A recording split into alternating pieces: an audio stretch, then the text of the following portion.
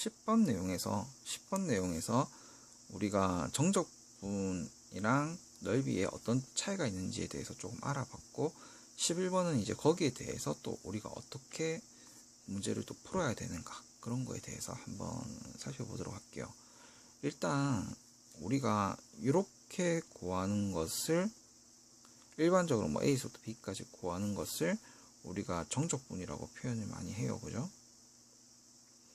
근데 넓이라고 하는 거는 아까 전에도 우리가 봤지만, 넓이라는 거는 아까 전에 음수에 있던 애를, 자 보세요. 여기가 아까 전에 뭐 S1, S2였다라고 하면 얘의 값에 대해서 마이너스를 붙여줬었죠. 얘에 대해서 마이너스를 붙여줬다는 얘기는 요렇게 부호가 바뀐다는 얘기거든요. 마이너스 S2가 되는 거거든요. 이게 이렇게 만들어줘서 봅니다. 넓이는. 그래서 이게 뭐랑 똑같냐면 절대값이 붙을 때랑 똑같아요. 절대값이 붙을 때랑 똑같기 때문에 지금 11번은 내용이 뭐냐면 fx의 넓이를 구한다. 넓이를 구한다라고 하면 무조건 인테그랄 a에서 b까지 절대값 부호를 꼭 붙이세요. 절대값 기호를 꼭 붙이세요. 그런 다음에 일단 1번이 뭐냐면 여기서 첫째로 해야 되는 게 절대값 부호입니다. 절대값 부호 첫째로 해야 되는 게, 그 다음에 2번이 뭐냐면 이렇게 딱 그래프를 그려보면, 아니면 뭐 그래프 그리는 게 제일 확실합니다. 다 그릴 수 있게 나와요. 그래프를 그려보면 이제 3차 함수라고 치면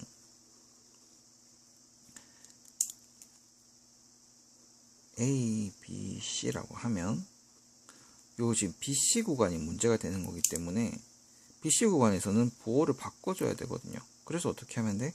A에서부터 B까지는 그냥 fx, dx 하시면 돼요. 그런 다음에 자 여기서가 이제 문제죠. B부터 C까지 구간을 어떻게 해주면 돼? 마이너스 fx, dx로 바꿔주셔서 하면 되고, 계산을 조금 더 편하게 하고 싶다라고 하면 그냥 마이너스 bc fx dx 하시면 됩니다.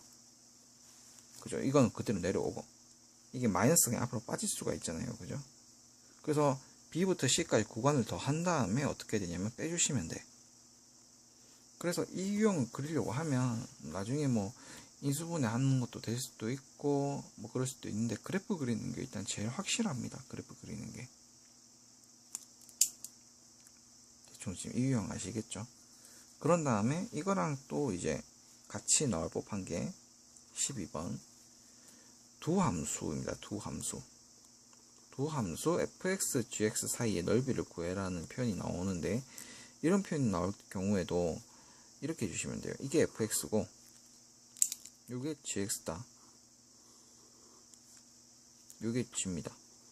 요게 f고, 그럼 어떻게 풀래라고 하면 요거를 뭐 알파라고 잡고 이거를 베타라고 잡고 여기를 감마라고 잡으면요, 어떤 걸 기준으로 잡아도 상관이 없어요. 일단 여기서부터 알파에서부터 감마까지 구한다라고 해볼게요.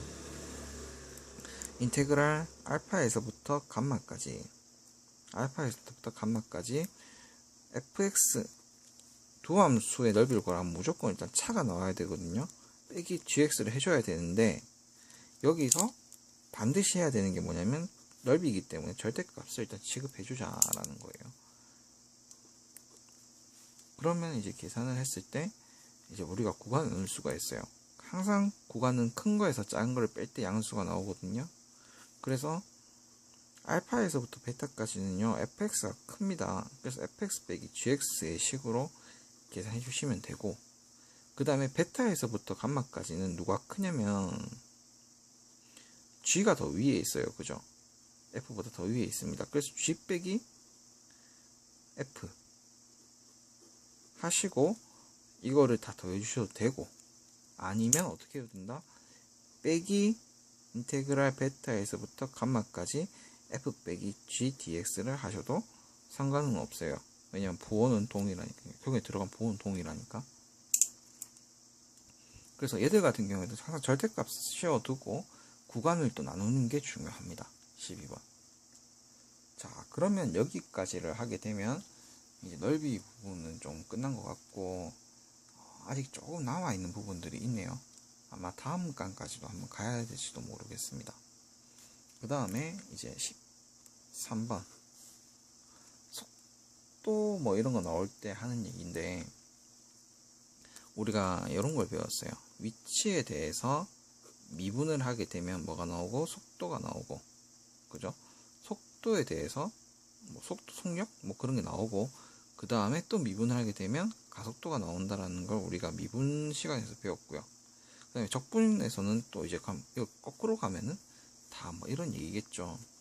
그런데 이제 적분에서도 항상 지금 중요한 게 뭐냐면 이제 뭐 넓이가 어떤 수치가 나온다라고 하면은 얘가 그 절대값이라고 하는 그런 애들이 굉장히 중요해지거든요. 그래서 약간 단어에 대해서 조금 알아보도록 하겠습니다. 위치라고 하는 거는요, 위치라고 하는 거는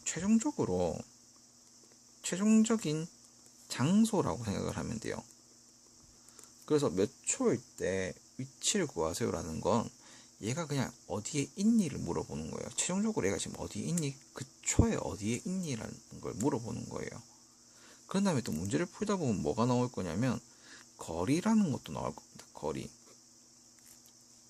그럼 거리라는 말이 나왔을 때는 어떻게 생각하면 되냐면 걔가 그 위치에 갈 때까지 간 모든 움직임이라고 생각을 하면 돼요. 거리는 모든 움직임이에요. 이게 무슨 말이냐면 만약에 여기서부터 여기까지 이동을 했다라고 쳐요. 이동을 했다라고 치면은 여기서부터 출발입니다. 그죠? 스타트, 도착. 그럼 도착을 했으면 여기가 위치가 되는 거야. 그냥 여기가 위치가 되는 거야. 그런데 거리는 뭐냐면 얘가 여기 오기까지 이렇게 갔다가 다시 돌아왔을 수도 있고, 이렇게 갔다가 다시 돌아왔을 수도 있고 하니까 이런 거를 다 포함, 그 거리를 싹 다, 그러니까 움직인 걸음수를 다 더했다라고 보면 되는 거죠. 그래서 이제 이런 게 이제 문제가 나오면은 학생들이 좀 가끔 헷갈려하는 경우가 있어요. 그래서 이제 위치랑 거리에 대해서 좀 구분을 하셔야 되고, 그 다음에 위치일 때는 그냥 또 어떻게 하면 된다, 거리일 때는 어떻게 하면 된다, 이런 게 있는데 한번 살펴보도록 할게요. 그냥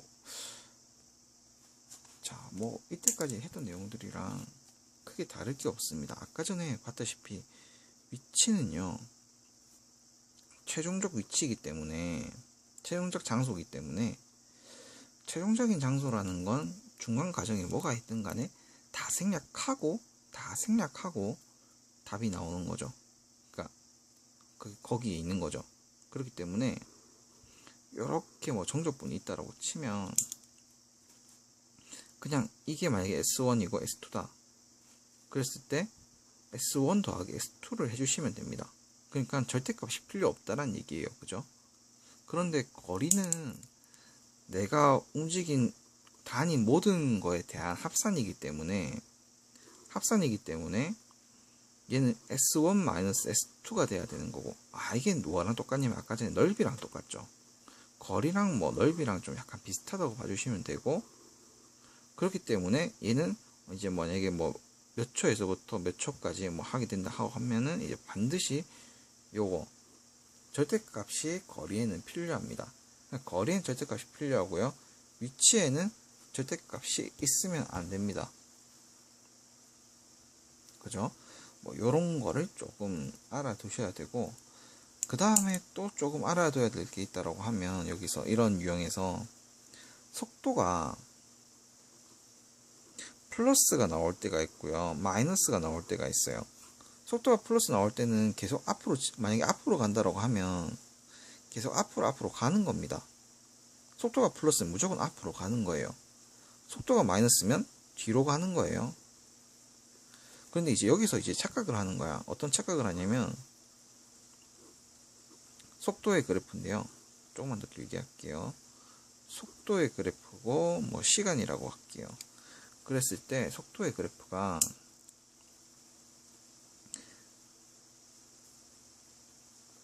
이렇게 된다라고 하고, 여기를 2초, 여기를 1초, 여기를 0초, 그 다음에 여기를 3초, 여기를 4초라고 잡아볼게요.